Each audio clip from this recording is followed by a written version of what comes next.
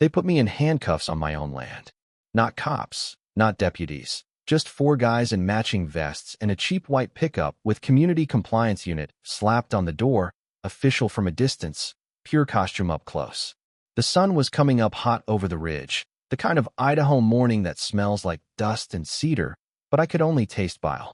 One of them, the tall one with the clipboard jaw, held up a laminated sheet like it was a holy text. Notice of forfeiture. Former occupant, pursuant to Article 5, Section 3. Former occupant? Yeah, I almost laughed. This is my ranch, I told him, as steady as I could manage. Bought it, paid for it, every tax bill cleared, every deed stamped by the county. I was standing there, boots grinding into gravel, refusing to move, but these guys didn't blink. Two started stringing yellow tape along my fence posts. The third dragged a heavy steel chain across the gate, clicking it shut behind them, like I was already gone.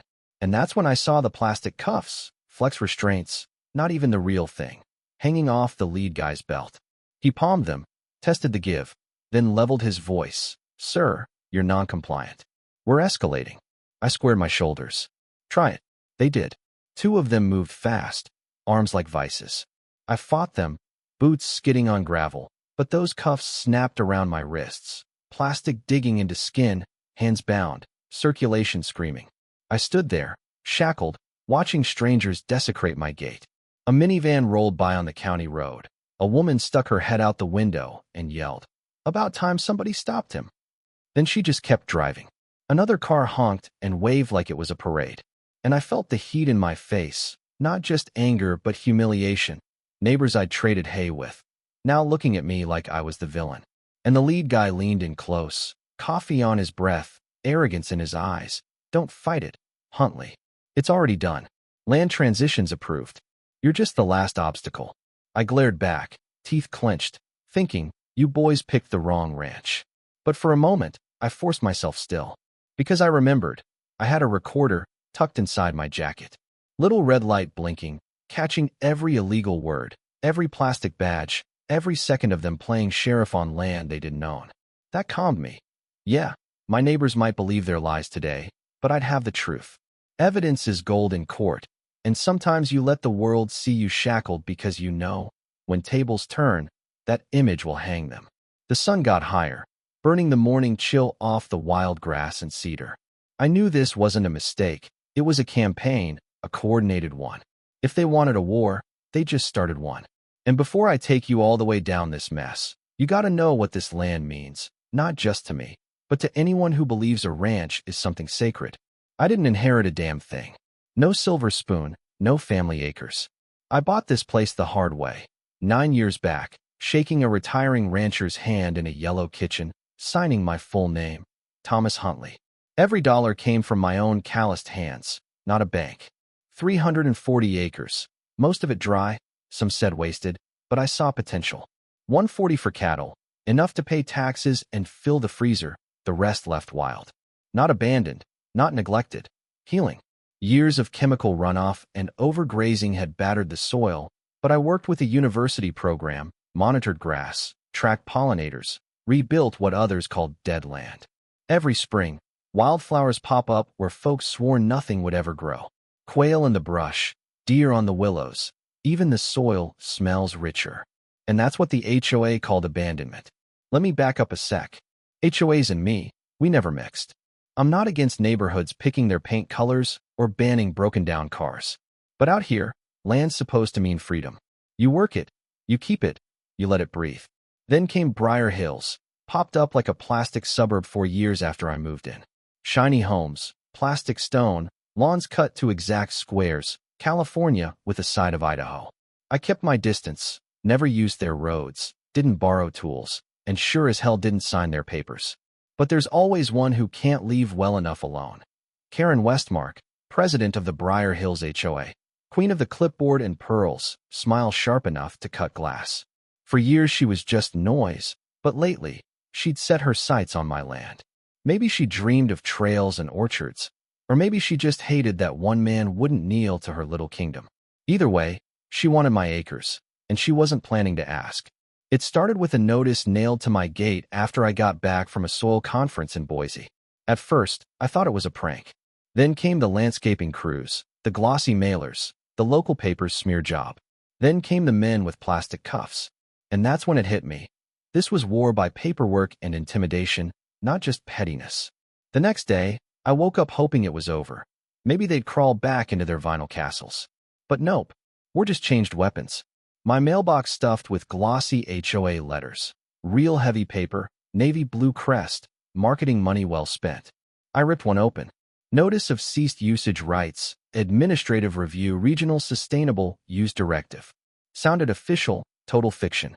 Another envelope had a map, arrows, highlights, places labeled future orchard, community garden, event lawn. My name wasn't anywhere. They'd already erased me. By noon, the campaign had moved from paper to whispers. Neighbors texted, "Sorry to hear you're moving. You selling Tom?" Facebook post, drone shot of my fields at sunset. A large section of the valley is finally being returned to public use. After years of waste and neglect, my land, the one I'd healed. Then Eddie McRae, my neighbor, Vietnam vet, knocked at the door. He handed me the local paper. Hundreds of acres left to die while families go without parks. Didn't name me, but everybody knew. Soil hoarder. Somebody called me at the post office. I wanted to laugh, but I couldn't. This wasn't about land anymore. It was about erasing me. Turn me into the villain. Nobody cries when my land gets stolen. One Tuesday, the fight left the gossip pages and walked right into the courthouse. I was done with flyers and Facebook, so I drove to the county recorder. The place smelled like burnt coffee and old toner, fluorescent lights buzzing. Glenn, the registrar, found my file. Only now my 340 acres were split. Parcel A and B. Parcel B was pending transfer, voluntary relinquishment submitted. T.J. Huntley. My signature. Only I never sign as T.J. Glenn opened the file, and there it was, a wobbly scan, clearly pasted in, dated the same week I'd been in Boise. Glenn, that's a forgery. He nodded. Yeah, doesn't look like your usual scrawl. And it wasn't. Turns out, Briar Hills HOA had filed for a rezoning request, recreational green space. I told Glenn to print every page, file an official dispute, and then I marched to the DA's office. Jane Berg, assistant DA, sharp-eyed, no nonsense. She flipped through the stack, tapped her pen. You swear this isn't your signature? I swore. I've got proof I was in Boise.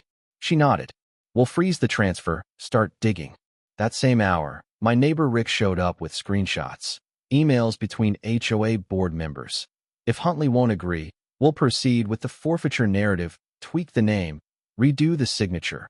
Once the recorder logs it, the rest falls into place. Jane looked me square. This just went from fraud to conspiracy. I left her office with a white-hot fury. This wasn't a prank. It was a theft in paperwork's clothing. If they thought they could erase me with a cut-and-paste signature, they hadn't seen the fight I was ready to bring. I figured that was the peak of madness. I was wrong. A few days later, engines roaring on the North Ridge. I rode out and found 6 concrete blocks, a prefab guard shack, folding tables, a plastic sign. Welcome to Briar Hills Nature Commons. Access for residents only. Rent-a-cops in uniforms, radios crackling, acting like they owned the place. I told them straight. This is my land. They tried the old recreational zoning story. I told them to move their damn roadblock. Time to call the sheriff. Miles Danton, an old friend, could field dress a deer and cross-examine a felon in the same day. He showed up with 2 deputies, took one look at the circus and said, "This is private property. Unless you've got a court order, you're trespassing." One rent-a-cop tried to protest. Miles had him cuffed and hauled off. That's when I knew they were desperate, not bluffing anymore. But Karen wasn't finished. The next morning, a glossy article hit the local news. 30 acres wasted. Residents call for community space.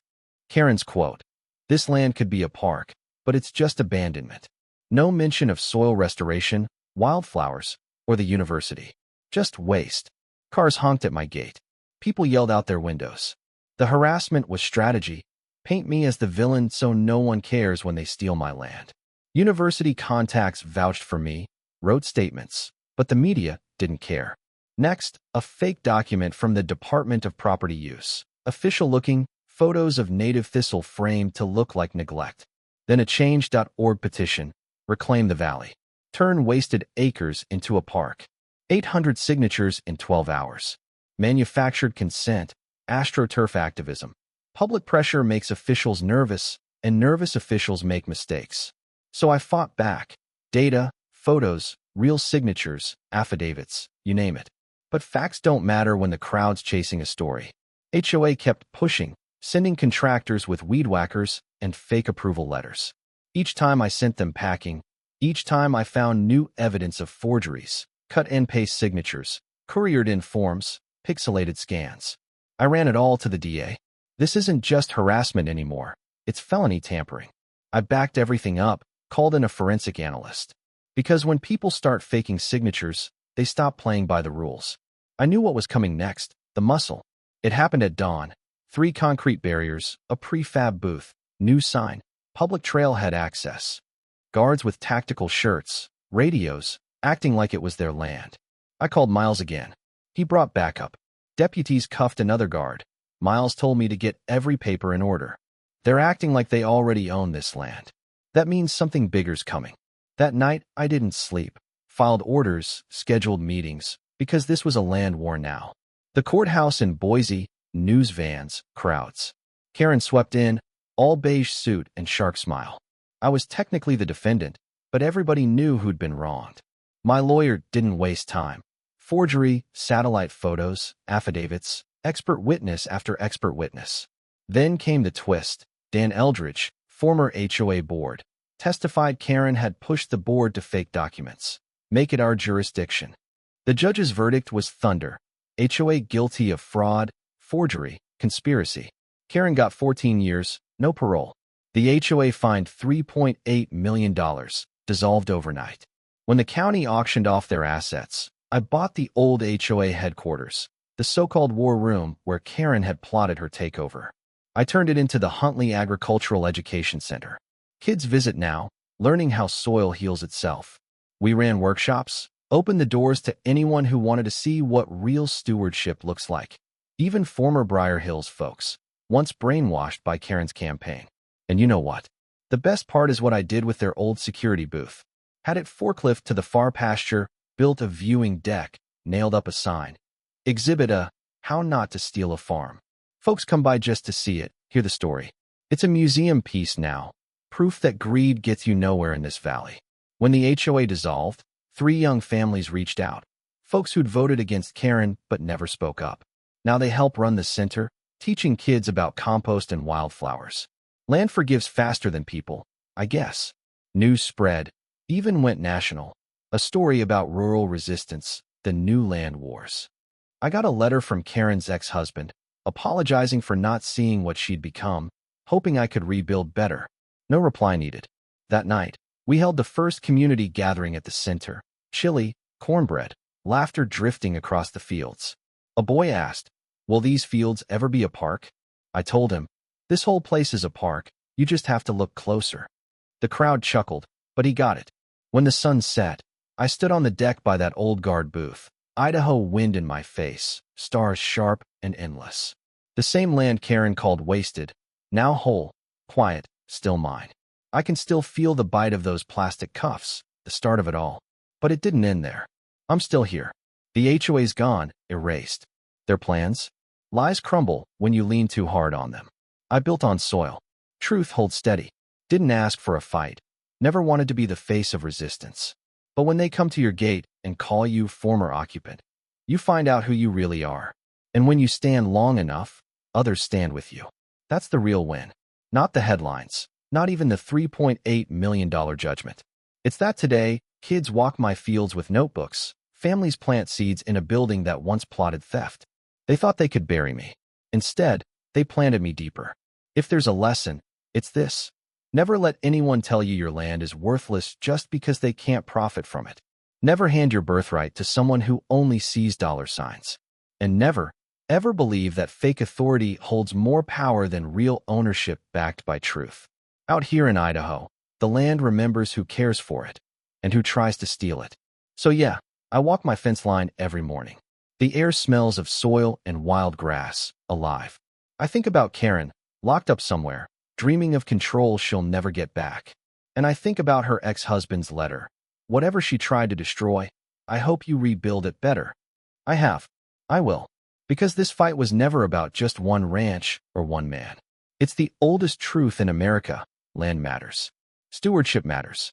A man's home is his until the day he chooses otherwise. They forgot that. I reminded them.